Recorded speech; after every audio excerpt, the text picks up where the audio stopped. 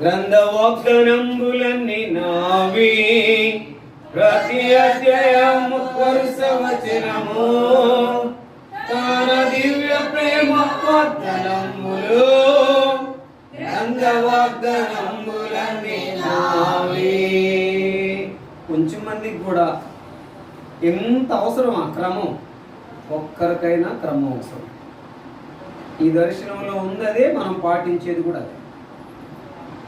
ఎవరో సంగతి మనకు అనవసరం, మనం మాత్రం దేవునికి మహిమకరంగానే ఉండాలి. దేవుని వాక్యం నుండి యెషయా గ్రంథం 53వ అధ్యాయం.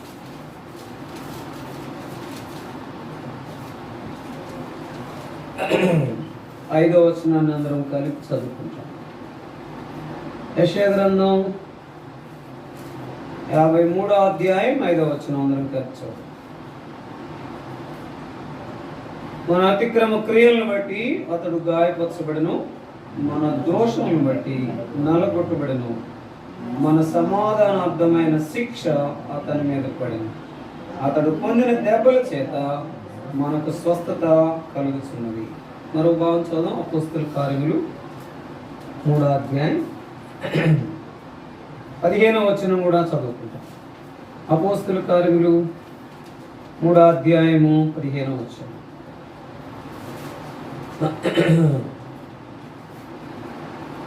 3వ అధ్యాయము 15వ వచనం.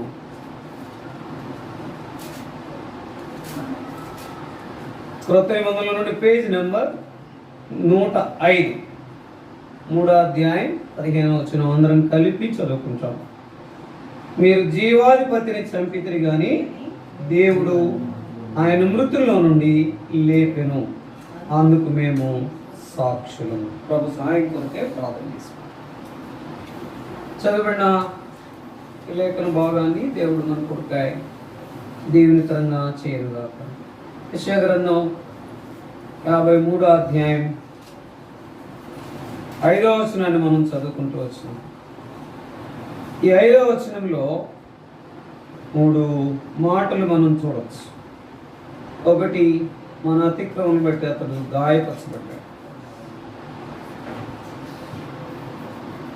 ఈ గాయపరచబడినటువంటి అనుభవంలో మనం గాయపరచబడక్కర్లా, కానీ మనం యోగ్యముగా ఉంటే చాలు.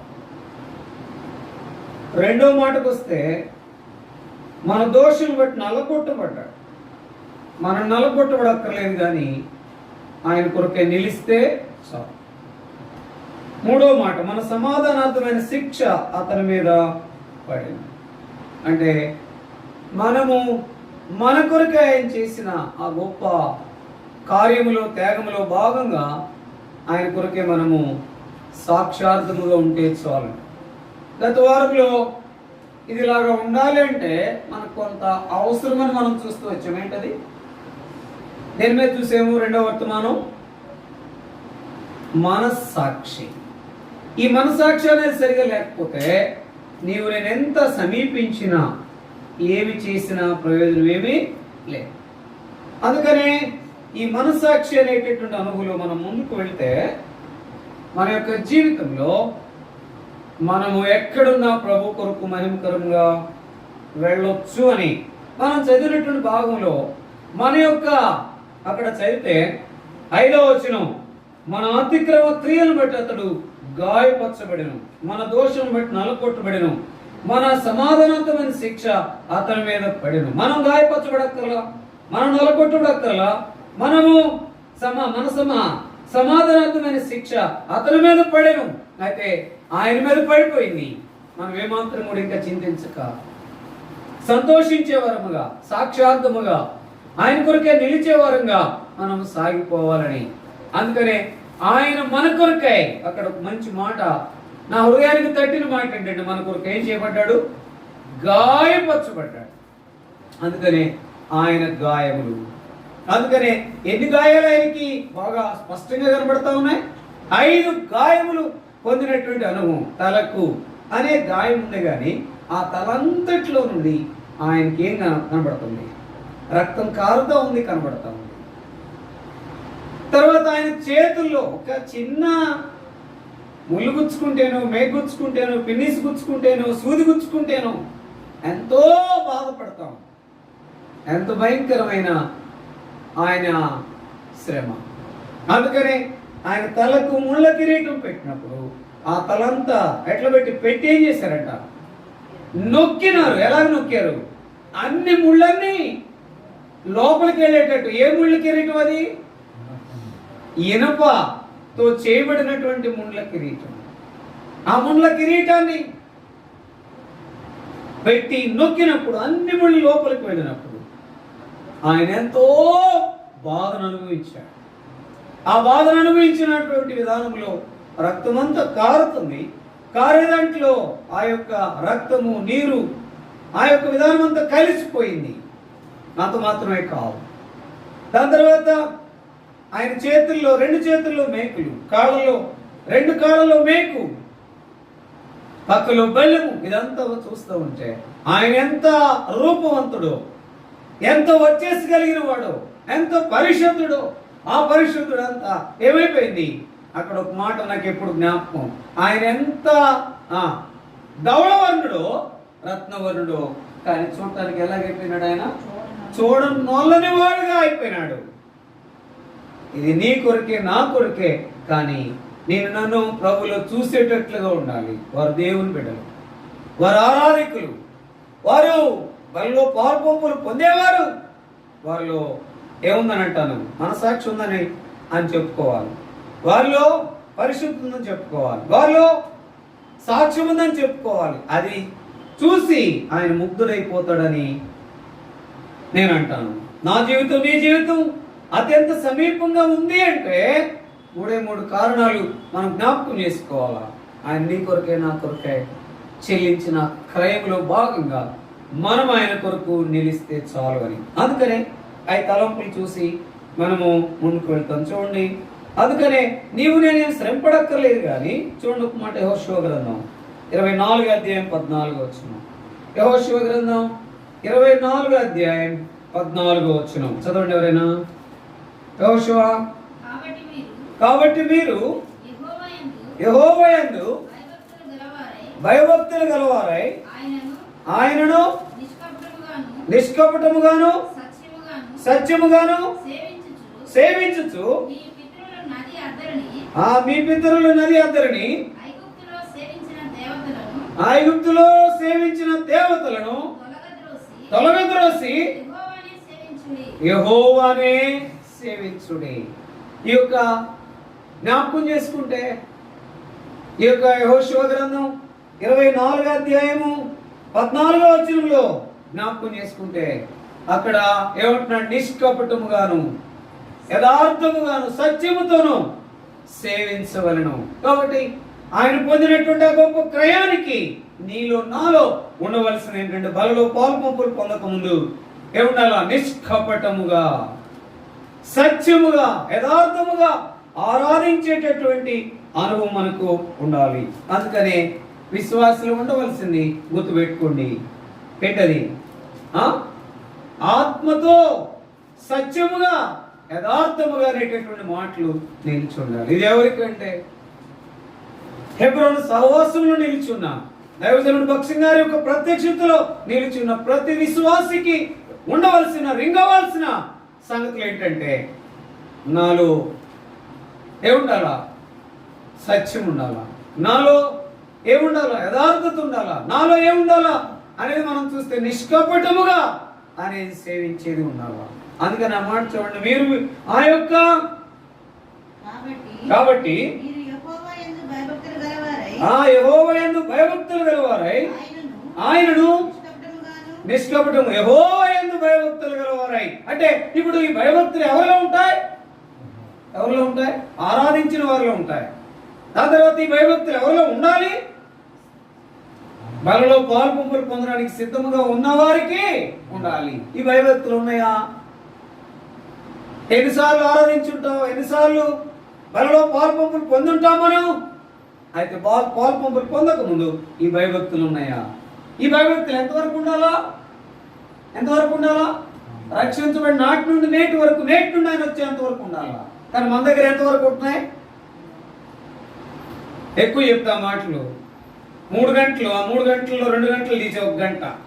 అది కూడా చాలా కష్టంగా.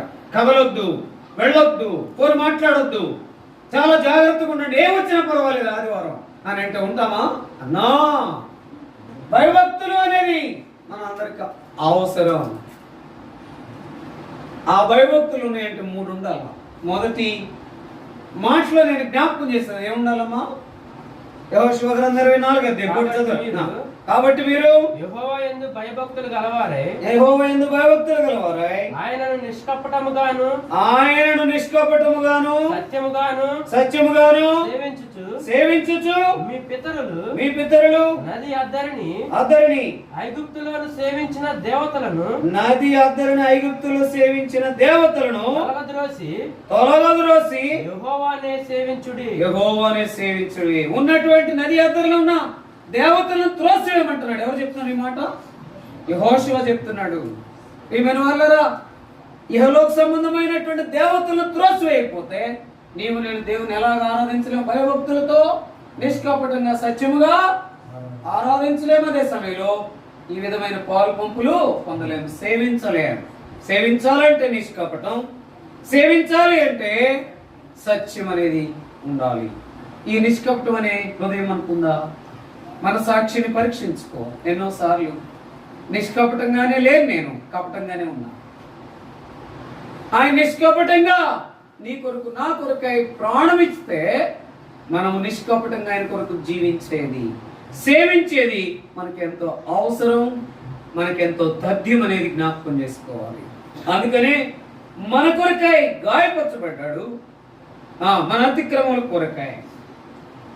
దాని తర్వాత మన దోషముల కొరకే నలగొట్టబడ్డాడు, గాయపరచబడ్డాడు, నలగొట్టబడ్డాడు. తన రూపము, తన వచ్చేసంతా ఆయన కోల్పోయినాడు, చూడదలడు ఆయనగా అయిపోయినాడు. కారణం ఏంటంటే నిన్ను ఆయనలో చక్కగా చూసేదాని కొరకు నిష్కపటం అనేది ఉందా? పరీక్షించుకో. సత్యం ఉందా? అందుకనే ఆమె ఏమంటుంది? ఎవరి మాట? ఆత్మతోను సత్యముతోను ఆరాధించవాలని చెప్తుంది. ఎవరండి చెప్తుంది? ఎవరమ్మా? సలీమా చెప్తుంది. ఎవరు? రాజేష? ఎవరు చెప్తున్నారు ఆ మాట? బయటికి తీసారండి, మాట్లాడరే. యేసు ప్రభు చెప్తున్నాడు, ఆయన ఆరాధించేవారు ఆత్మతోను సత్యముతోను ఆరాధించాలి. ఈ సత్యం అనే మాట బయటకు తీసుకొచ్చింది ఎవరు?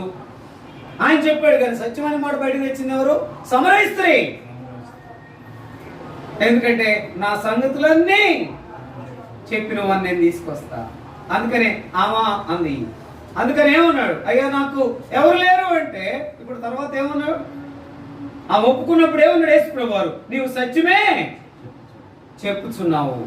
కాబట్టి మనలో నుండి సత్యం బయటికి రావాలి. పాత స్థితి వద్దు, అది కద్దు, ప్రక్కన పెట్టి మనలో సత్యం ఉండాలి, నిష్కపటం ఉండాలి. నన్ను యుగాయువులు ఆయనతో పాటు జీవించేదాని కొరకు, సేవించేదాని కొరకు, భద్రంగా ఉండేదాని కొరకు, సంతోషించేదాని కొరకు ఆయన అంత క్రయం చెల్లించాడు. అందుకని మీరు జీవాధిపతిని చంపితిరి అని వారు అన్నారు. కానీ ఇక్కడ కూడా మనం సరిగా లేకపోతే మనం కూడా ఏ స్థితిలో ఉన్నట్టు? జీవాధిపతిని చంపితిరి అనే జాబితాలో మనం నిలవకుండా చూసుకుని నిష్కపటముగా సత్యముగా ఉండాలి అనేది. దాని కొరకు ఏముండాలి? పైన భయభక్తులతో. దాని తర్వాత నది అద్దరిన ఏం చేశారంటే వాళ్ళు మీ యొక్క విగ్రహములను వదిలివేసే మాట లేదు అక్కడ కదా, విడిచిపెట్టి అనే మాట ఉంది కదా, తొలగద్రోసి. Thank you. కాబట్టి ఆ తొలగద్రోస్తేనే, దాని తర్వాత ఆ విగ్రహములను విడిచిపెడితేనే ఆ భయభక్తులు కలిగి నిష్కపటముతో సత్యముతో సేవించాము. ఇప్పుడు దేవుని బిడ్డలుగా మనలో పాలు పంపులు పొందేవారుగా మనం ఎట్లుండాలంటే నిష్కపటంగా ఉండాలి. దాని తర్వాత సత్యముగా ఉండాలి. అందుకని ఈ సత్యం అనేది లేకపోతే నీ విశ్వాసిగా ధీటుగా నీవు నేను ఎక్కడ కూడా మనము సాగిపోలేము. ఎక్కడుంది మాట? ఎక్కడుంది మాట? సత్యమును అవివేకదాన్ని కొని ఉంచుకోవాలి. సామెతలు 23:23. అందుకని నిజమైన స్నేహితుడు విడువక ప్రేమించుము, అటువాడు దుర్దశలో సహోదరుడుగా ఉండదు. ఇది ఎక్కడ ఉంది? సామెతల్లోనే ఉంది. ఇప్పుడు దీన్ని ఎంత దీటుగా చెప్పలేదు. ఏమి అంటే దీన్ని కూడా సేవకుడు 10 సార్లు అడిగితే అడుగుతాడేమని గుర్తుపెట్టుకోవటం. తీసింది, చూసింది, చెప్పేసింది వెంటనే. అంత స్పీడ్ అన్నమాట. మంచిది, అట్లన్నా చెప్పగలిగావు. జ్ఞాపకం చేసుకుంటే నిజమైన స్నేహితుడు నేను నన్ను ప్రేమించిన ఆ ప్రేమించినటువంటి భాగంలో నీవు నేను నిష్కపటంగా సత్యముగా ఉందాం, భయభక్తులు కలిగి ఉందాం, ఆ రీతిగా సేవించాలి. ఇప్పుడు బలలో పాలు పంపులు పొందేవారు, ఆయన శరీర రక్తంలో పాలు పంపులు పొందే మనము నిష్కపటంగా, అదే సమయంలో సత్యముగా విగ్రహములను తొలగద్రోసి, ఒకవేళ విగ్రహం తొలగద్రోసేటటువంటి విధానం లేకపోతే నువ్వు అలవాటుగానే పాలు పంపులు పొందుతున్నావు. అది గమనించాలి. అది ఎవరైనా, అది ఏమైనా, ఏ స్థితి అయినా త్రోసి వేసి ప్రభువును మాత్రమే సేవించే వరంగా ఉండాలి. అందుకని యెహోషువ అంటాడు, ఇది ఎక్కడుంది, నేను నా ఇంటి వారు యెహోవానే సేవించదము. ఇప్పుడు ఎంత స్పీడ్గా రాదు అది. 24:15 అక్కడే ఉంది. 24:14-15 చదవండి. 24:15 వచ్చినాం. మీరెవరిని సేవింపకూడదురో నేనును నా ఇంటి వారును యెహోవాను సేవించెదము అనెను. యెహోవాను అని ఉందా? ఏముంది? అదే చదువు స్పష్టంగా. యెహోవాను సేవించెదము. అందుకనే చిన్నపిల్లలకు ఒక పాట ఉంది, నేను నా ఇంటి వారందరూ యెహోవానే సేవించెదము. నేను నా ఇంటి వారందరూ యెహోవానే సేవించెదము అని యెహోషువ అన్నట్లుగా మనం కూడా ఆయనే సేవించే వరంగా మనం ఉండాలి. సేవించాలంటే భయభక్తులు, ఆ భయభక్తులు కనబడాలంటే నిష్కపటం, సత్యము, యథార్థతతో ఆరాధించే అనుభవం. ఆయన నీ కొరకు నా కొరకు నలగొట్టబడ్డాడు, గాయపరచబడ్డాడు, నలగొట్టబడ్డాడు. మన సమాధానవంతమైన శిక్ష అంతా ఆయన మీద పడింది. అందుకని ఆ మాట చదవండి. యెషయా గ్రంథం 53:5 మన అతిక్రమ క్రియలను బట్టి అతడు గాయపరచబడెను. మన దోషములను బట్టి నలగొట్టబడెను. మన సమాధానార్థమైన శిక్ష అతని మీద పడెను. అతడు పొందిన దెబ్బల చేత మనకు స్వస్థత కలుగుతుంది. ఆయన దెబ్బలు పొందాడు, మనకు మాత్రం స్వస్థత. ఆయన గాయపరచబడ్డాడు, నలగొట్టబడ్డాడు, ఆయన రూపమంతా కోల్పోబడ్డాడు, నీకు నాకు రూపం ఇచ్చాడు. ఆ రూపంలో భయభక్తులు, ఆ రూపంలో నిష్కపటం, ఆ రూపంలో సత్యం ఉంటే చాలు. అదే యథార్థతలోనికి తెస్తుంది. ఆయనకి మహిమ, నీకు నాకు ఎంతో ఆశీర్వాద కారణంగా మనం ఉంచాలి. అందుకని గత రాత్రి మనం చూస్తూ వచ్చాము, అపోస్తలుడైన పౌలు నాలో ఏ మంచి లేదు అని అన్నాడు. మంచిది ఏదీ లేదని చెప్పిన భాగంలో నా యందు ఏ దోషం నాకు కానరాదని చెప్తా ఉన్నాడు. అయితే అక్కడ అపోస్తలుడైన పౌలు వల్ల చెప్పేటటువంటి మాట ఏంటంటే, మనం తగ్గించుకున్న వారంగా నాలో భయభక్తులు ఉండాలి. ఉన్నాయా లేవో చూసుకో. నాలో నిష్కపటం ఉండాలి, ఉందా లేదో చూసుకో. నీవు నేను చూసుకోవాలి. నాలో సత్యం ఉందా లేదని చూసుకోవాలి. సత్యంతోనే మనం వెళ్ళాలి. ఆ రీతిగా సేవించినప్పుడే యథార్థత అనేది బయటికి వస్తుంది. రెండో మాట చూద్దాం. జ్ఞాపకం పెట్టుకోండి. ఆ యొక్క సందర్భంలో మనం చూస్తే కనుక జ్ఞాపకం చేసుకుంటే తెస్సలోనికలు రాసిన మొదటి పత్రిక 1:9 తెస్సలోనికలు రాసిన మొదటి పత్రిక 1:9 మీ యొద్ద మాకు ఎట్టి ప్రవేశము కలిగెను. అక్కడ జనులు మమ్మను గూర్చి తెలియజెప్పుచున్నారు. మరియు మీరు విగ్రహములను విడిచిపెట్టి జీవము గలవాడును సత్యవంతుడు నాకు దేవునికి దాసులగుటకును దేవుడు మృతులలో నుండి లేపిన యేసు అనగా రాబో ఉగ్రత నుండి మనల్ని తప్పించుచున్న ఆయన కుమారుడైన యేసు పరలోకము నుండి వచ్చునని ఎదురు చూచుటకును మీరెలాగూ దేవుని వైపునకు తిరిగితురో దేవుని వైపు తిరిగితురో ఆ సంగతి మీరే తెలియజేస్తున్నారు. ఆ సంగతిని మీరే తెలియజేస్తున్నారు. జ్ఞాపకం చేసుకుంటే జీవము కలిగినటువంటి దేవుణ్ణి సేవించేటటువంటి అనుభవంలో మనం ఉన్నామంటే విగ్రహములను విడిచిపెట్టి, అంటే జీవము కలిగిన అనుభవంలో మనం ఉండాలా. ఆ జీవం ఉందా? జీవం లేకుండా, లేకపోతే చచ్చిన స్థితిలో, లేకపోతే విగ్రహములను పెట్టుకున్న స్థితిలో, లేకపోతే విగ్రహాలను వెంబడించే స్థితిలో, విగ్రహం అంటే దేవుని కంటే ఎక్కువైంది ఏదైనా విగ్రహమే, ఆ విగ్రహములు విడిచిపెడితే పరిపూర్ణంగా సేవిస్తూ ఆయనలో నడిచే అనుభవం మనం కలిగి ఉండే వారంగా ఉండాలి. దాని కొరకే జీవం అనేది చాలా అవసరం. ఆ జీవాన్ని నీకు నాకు ఆయన అనుగ్రహించాడు. అందుకని ఆయన జీవము కలిగిన దేవుడు నీకు నాకేమిచ్చాడు? జీవాన్ని ఇచ్చాడు. ఎక్కడుంది మాట? ఆయన జీవము కలిగినటువంటి దేవుడు. నేనే మార్గమును, నేనే సత్యమును, నేనే జీవమునై ఉన్నాను. ఎక్కడుందన్నమాట? నేనే మార్గమును, నేనే సత్యమును, నేనే జీవమునై ఉన్నాను. ఆయన జీవం. అందుకని ఆయన జీవము, జీవము గలవాడు అనే మాట ఉంది. ఎక్కడ ఉందన్నమాట? జీవము గలవాడు అనే మాట స్పష్టంగా ఉందన్నమాట. ఆయన జీవము గలవాడు అనే మాట చదవండి. ఇర్మియా గ్రంథం 10వ అధ్యాయం 10వ వచనం. ఇర్మియా గ్రంథం 10వ అధ్యాయం 10వ వచనం. నిజమైన దేవుడు, యెహోవాయే నిజమైన దేవుడు, ఆయనే జీవము గల దేవుడు. ఆయనే జీవము గల దేవుడు. అంటే నిజం ఉండాలా, జీవం ఉండాలా. తర్వాత మూడో మాట కూడా అక్కడ ఉంది. ఆయనే మనకు రాజు.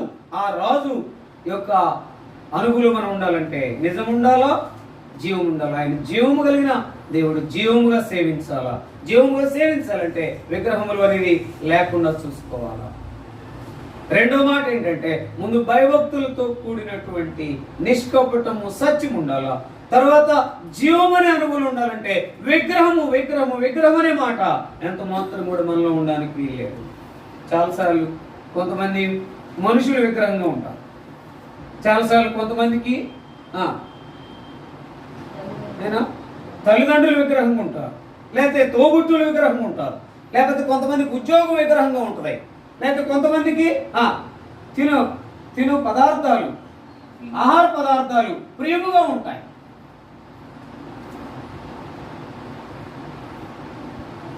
కొంచెం ఆలస్యం అయిపోతే తొందరగా పని పూర్తి కాకుండా నేను అసలు టిఫిన్ కూడా తొందరగా చేయను. ఆ టిఫిన్ కూడా మీరు నమ్మరు, కొన్నిసార్లు ఒకవేళ ఆ టిఫిన్ చేయటం ఆదివారం చాలా తక్కువ.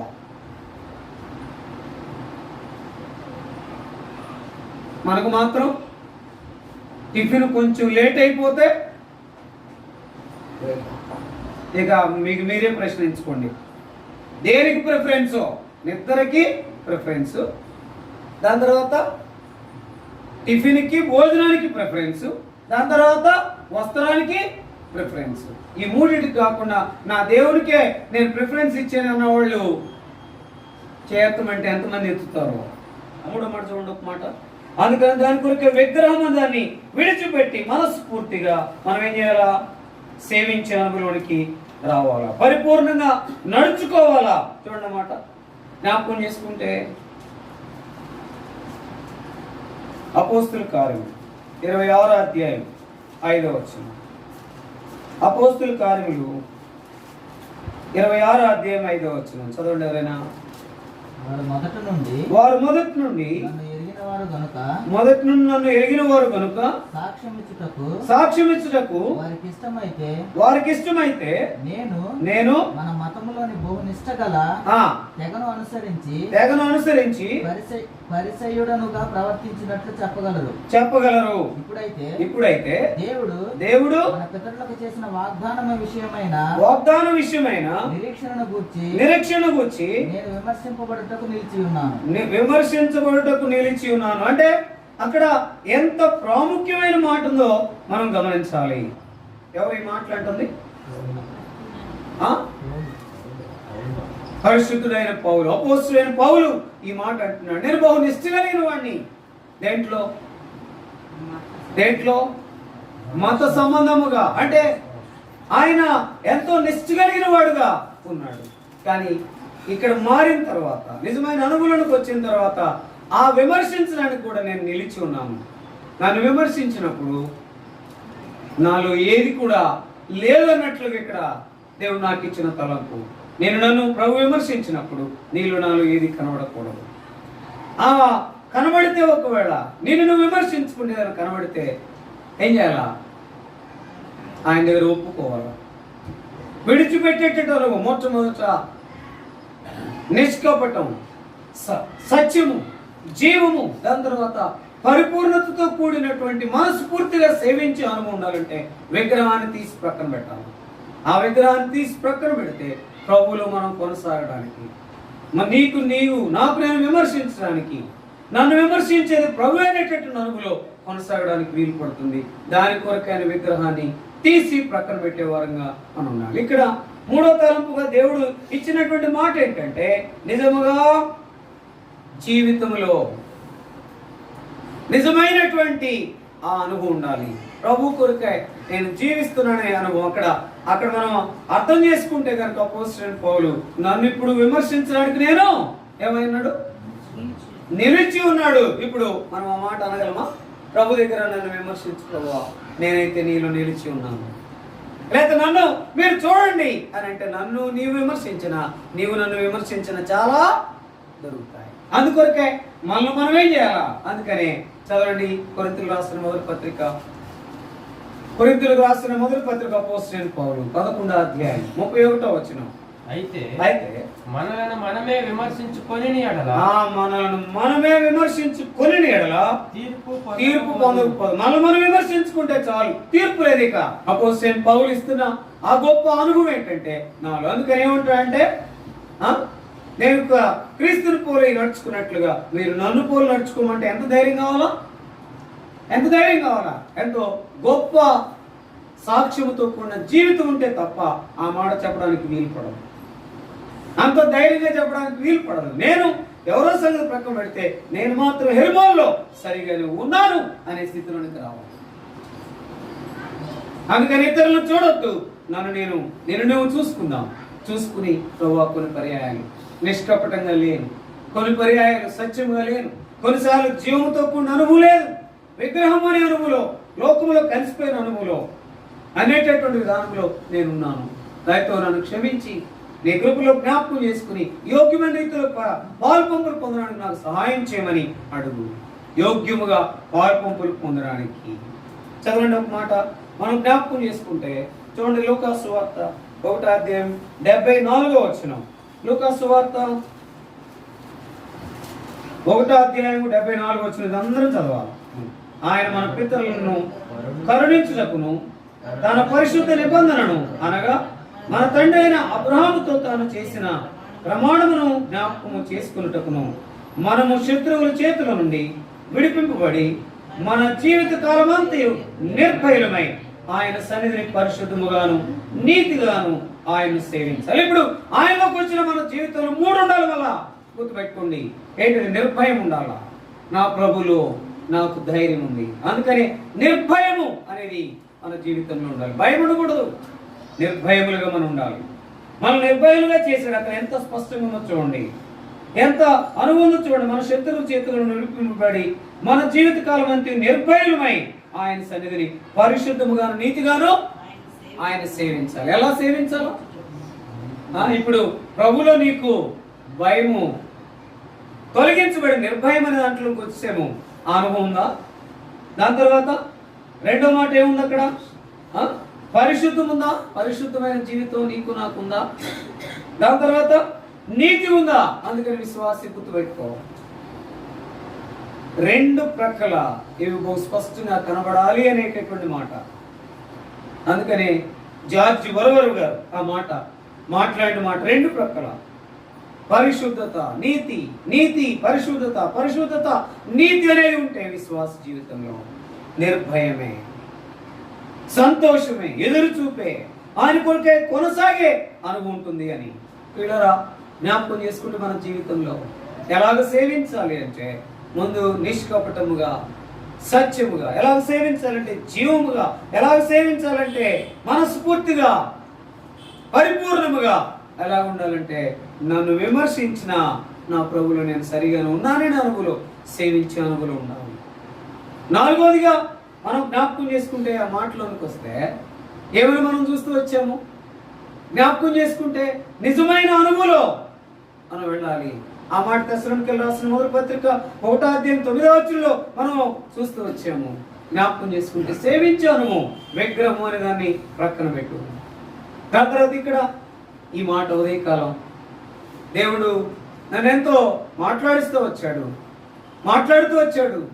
జ్ఞాపకం చేస్తూ వచ్చాడు. నాలో ఇంకా ఒకవేళ ఈ పరిస్థితిని బట్టి, ఈ లోకాన్ని బట్టి, ఒకవేళ అవిధేయతను బట్టి, లేకపోతే ఈ లోకంలో తీర్థులను బట్టి, ఈ లోకంలో కరోనాను బట్టి భయం ఉంటే కాదు, ప్రభులో మనం నిర్భయంగా ఉండాలి. ఆ నిర్భయం అనే దాంట్లోకి రావాలంటే ముందు పరిశుద్ధం ఉండాలి. అందుకనే ఒక మాట మనం అందరికి కొన్నిసార్లు అందిస్తే అందుకునే మాటలు కొన్ని అన్నమాట. ఇప్పుడు వెంటనే అందుకుంటారు. చూడండి ఏంటది అందుకునేది, నేను పరిశుద్ధుని గనుక ఇక ఫీల్ మీరును పరిశుద్ధులైన, నేను పరిశుద్ధుని కనుక మీరును పరిశుద్ధులైన అంటే ఇప్పుడు అక్కడ ఆగుదాం. నేను పరిశుద్ధుడినే, ఇప్పుడు నేను కూడా పరిశుద్ధుడిని అని చెప్పగలమా? ఆయన చెప్పాడు నేను పరిశుద్ధుని కనుక మీరును పరిశుద్ధులైనండి. ఇప్పుడు నేను ఈ మాట చదవమంటాను. నేను పరిశుద్ధుని ఉన్నానని ఆయన అన్నాడు, నేను కూడా పరిశుద్ధునే ప్రభువా నీలో అని మనం చెప్పగలమా, చదవగలమా? ఈ అనుభవం ఉంటేనే మనం పాలు పంపులు పొందేవారంగా ఉండాలి అనేది ఏనాయన చెప్పలేము. ఎప్పుడు ఎంతకాలానికి చెప్పగలం? చెప్పలేము అనే దానికంటే ఇప్పటికిప్పుడు నాలో కొంత భయం ఉంది, నాలో కొంత లోకం ఉంది, నన్ను పరిశుద్ధపరచమని అడిగి క్షమించమని కోరి మనం పాలు పంపుకుంటాం. అందుకని చాలా పర్యాలు నిష్కపటము అనే దానికి బదులు కపటం ఉంది. దాని తర్వాత చాలా కాలము మన జీవితంలో సత్యం అనే దానికంటే అబద్ధం అనేది ఉంది. దాని తర్వాత జీవం అనే దానికంటే నిర్జీవం అనేది ఉంది, చచ్చిన స్థితి ఉంది. దాని తర్వాత మనస్ఫూర్తిగా పరిపూర్ణంగా అనే దానికంటే ఈ మాత్రం కూడా పైకి అనేది ఉంది. పరిపూర్ణం కాకుండా అసంపూర్ణం అనేది ఉంది. దాని తర్వాత ఏముంది? నిజమైన ఆయన్ని ప్రకటించి సాక్షాత్తుగా ఉండే అనుభవం లేదు, సేవించే అనుభవం లేదు. ఐదవదిగా ఏముంది? నిర్భయం అనేది అంతకంటే లేదు. ఎప్పుడు చూసినా భయమే, కదిలితే మెదిలితే. ఏది మనకంట 3 విషయాలు. ఎప్పుడమ్మా నువ్వు గుణగంది, ఎప్పుడమ్మా నువ్వు సొనగంది అన్నాడంట అరవిందం గారు. బాగా ఎండ వచ్చిందంటే ఏంటి ఎండ అంటుందంట. ఇంకో రోజు బాగా వర్షం వచ్చిందంట, ఏంటి ఎండ, ఏంటి వాన, ఒకటే వర్షం. దాని తర్వాత 3 రోజులు బాగా చలి అంట. ఇప్పుడు ఆయన అడిగాడంట మెల్లగా ఏ కాలం కావాలమ్మా నీకు అని. నాకు ఏ కాలం వద్దనంటే ఆయన సస్తావు అన్నాడు. ఏమన్నాడు? ఏ కాలం వద్దంటే ఆయన ఏం చేస్తావు? సస్తావు అన్నాడు. మన జీవితంలో ఏది లేకపోయినా విమర్శ, ఏది లేకపోయినా కలతే, కానీ పరిశుద్ధత లేకపోయినా, నీతి లేకపోయినా ఏమాత్రం కూడా ఆ చింత మనకు లేదు. వాళ్ళలో పాలు పంపులు పొందకముందు మన జీవితంలో జ్ఞాపకం చేసుకుని నిజమైన అనుభూతికి వచ్చినప్పుడు ప్రభు నన్ను జ్ఞాపకం చేసుకున్నాడు. ఒక మాట చదువుకుని మనం ముందుకు వెళ్దాం. చూడండి, హెబ్రీయులకు రాసిన పత్రిక 12:28 హెబ్రీయులకు రాసిన పత్రిక 12:28 మీరు తీయాలి ఆయన, మీరు చదవాలి. లోపల అనుకుంటాడు అబ్బా. చదవండి హెబ్రీయులకు రాసిన పత్రిక 12. అందువలన మనము నిశ్చలమైన రాజ్యమును పొంది దైవ కృప కలిగి ఉందము. ఆ కృప కలిగి వినయ భయభక్తులతో దేవునికి ప్రీతికరమైన సేవ చేయుదు. ఇప్పుడు ఎట్లుండాలంటే వినయ భయభక్తులతో ఆయన సేవించే వరం ఉండాలి. కానీ ఆ రెండే మనకు లేదు. వినయ భయభక్తులు, వినయం, అతి వినయం ఉంది. అసలైన వినయం దేవుని ఎదుట వినయం లేదు. అందుకని అతి వినయం ఈజ్ ఈక్వల్ దూరత లక్షణం.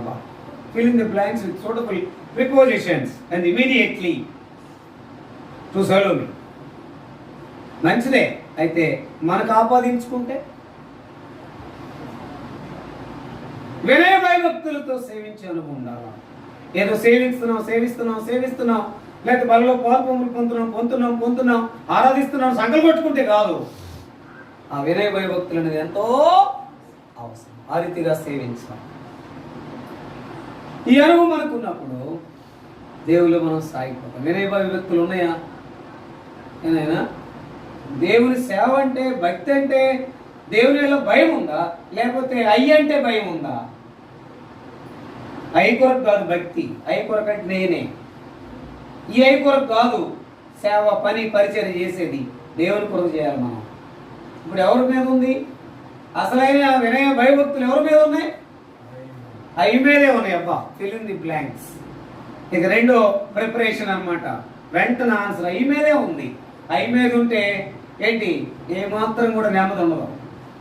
మీద పెట్టుకోబాకండి. అందుకని భక్సింగ్ గారు ఏమన్నారు? ఎక్కడ నా పేరు వాడొద్దు అన్నాడు. నిన్ను బట్టి, నన్ను బట్టి నా ప్రభు మాత్రం ఏమవ్వాలో హైలైట్ అవ్వాలంటే. ఎవరు వీరు? దేవుని పిల్లలు. ఎక్కడికి వెళ్తారు వీళ్ళు? హెర్మోన్కి వెళ్తారు. ఎలాగుంటారు?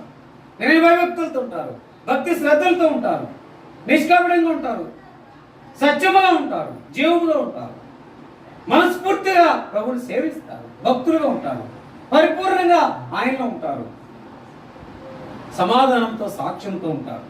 దాని తర్వాత వినయ భయభక్తులతో ఉంటారు అనేది అవసరం. ఆరోది చదువుకుని మనం ముందుకు వెళ్తాం. రోమిలకు రాసిన పత్రిక 7వ అధ్యాయం 6వ వచనం. రాజేష్ చదువు. రోమిలకు రాసిన పత్రిక 7వ అధ్యాయం 6వ వచనం త్వరగా. ఇప్పుడైతే దేని చేత నిర్బంధింపబడితిమో, ఇప్పుడైతే దేని చేత నిర్బంధింపబడితిమో దాని విషయమై చనిపోయిన వారమై ధర్మశాస్త్రము నుండి విడుదల పొందితిమి గనుక మనము అక్షరానుసారమైన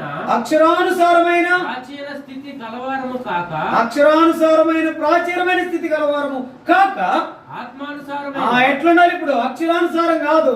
ఎట్లుండాలా? ఆత్మానుసారంగా నడుచుకోవాలా. ఇప్పుడు మనది ఎట్లుంది? మనది ఎక్కువ ఎట్లుంటది ఏమో.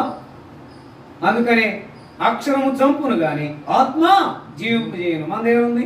అక్షరానుసారమైన భక్తి. ఆత్మానుసారమైన భక్తి చాలా తక్కువ. ఇప్పుడు ఏం కావాలంటే అక్కడ ఆత్మానుసారం. అందుకని ఆత్మానుసారమైన నవీన స్థితి గల వారమై సేవ చేయను. అంటే ఇప్పుడు ఏం కావాలి? ఆత్మానుసారమైన నవీన స్థితి, ప్రాచీనమైన స్థితి కాదు. అందుకనే మనంతా ఎక్కువ ఎట్లుంటది? ప్రాచీనమే, నవీనం కాదు. నవీనం ఎప్పుడు? కొన్ని నిమిషాలే. ఆ పాలు పంపులు పొందే తర్వాత కథ మామూలు. అవునా? నాలో కథ మామూలు లేదు, సరిగానే ఉందని నీవు నేను చెప్పగలమా? ఆ చెప్పగలిగే దాని కొరకే ఈ యొక్క బలవర్తమానం, దాని కొరకే పరీక్షించుకునే దాని కొరకే బలవర్తమానం, విమర్శించుకునే దాని కొరకు బలవర్తమానం, తీసివేసుకుని క్షమించుకునే దాని కొరకే బలవర్తమానం, సరైన రీతిలో పాలు పంపులు పొందేదాని కొరకే బలవర్తమానం. అందుకని బలం తీసుకోవద్దని కాదు. అక్కడ చాలా మంది ఏం చేస్తారంటే ఎంతో పరిశుద్ధంగా అన్నట్టుగా కొంతమంది ఆరాధించరు. నేను చేసే చాలా పరిశుద్ధం అన్నట్టు. కొన్నిసార్లు ఏమో బలలో పాలు పొందకపోవడం. నేను ఎంతో పరిశుద్ధంగా ఉన్నాను, ఇప్పుడు మాత్రం కొంచెం ఈరోజు ఇట్టా లేను అన్నట్టుగా చూపించుకోవడం. ఎన్నిసార్లు నువ్వు ఆరాధించుకుంటున్నావు? ఆరాధించకుండా బలలో పాలు పొందింది, దాని తర్వాత ఆరాధించి బలలో పాలు పొందింది ఎన్నిసార్లు ఉంది చెప్పండి? రెండు లేని ఎన్నిసార్లు ఉంది? అది ఉంటే ఇది ఉండదు, ఇది ఉంటే అది ఉండదు. పూర్తిగా అసలు మొత్తం ఖాళీ అయిపోయింది సంగతి. కారణం ఏంటంటే సరిగా లేని స్థితి. సరి చేసుకున్న వారముగా ఆయన నీ కొరకు నా కొరకు ఏం చేశాడు? మీరు జీవాధిపతిని చంపితులని వారు సాక్ష్యం ఇచ్చిన వారుగా మన జీవితంలో ఆయన నీ కొరకు నా కొరకు ఆయన చేయబడిన ఆ క్రయాన్ని, చెల్లించిన క్రయాన్ని తలపోసుకుని ఈ రీతిగా సేవిద్దాం. సేవించే అనుభవానికి రాగలిగి ముందుకు కొనసాగడానికి ప్రియ ప్రభువు మనకు సహాయం చేయనుగా.